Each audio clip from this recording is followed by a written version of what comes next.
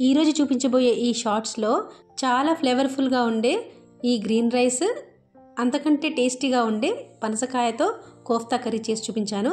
పనసకాయతో ఎన్నో రకాల రెసిపీస్ చేసుకోవచ్చు. దాంట్లో ఈ కోఫ్తా కర్రీ ఒకటి. మీకు తెలుసా, ఆలుగడ్డతో చేసుకునే ఏ రెసిపీస్ అయినా అది లేకుండా పనసకాయతో చేసుకోవచ్చు. మనకి కావాల్సినంత పీచు, పోషకాలు ఇవన్నీ కలిసి ఉన్న హెల్దీ రెసిపీ అని చెప్పొచ్చు. సో తప్పకుండా ఈ గ్రీన్ రైస్ని, పనసకాయతో కోఫ్తా కర్రీని తప్పకుండా ట్రై చేయండి. ఫుల్ రెసిపీ ఛానల్లో ఉంది. ఒకసారి ప్లే బటన్ని టచ్ చేయండి, ఫుల్ రెసిపీ వస్తుంది. ఆల్రెడీ చూస్తే కనుక చూసేస్తామని కామెంట్ చేయండి.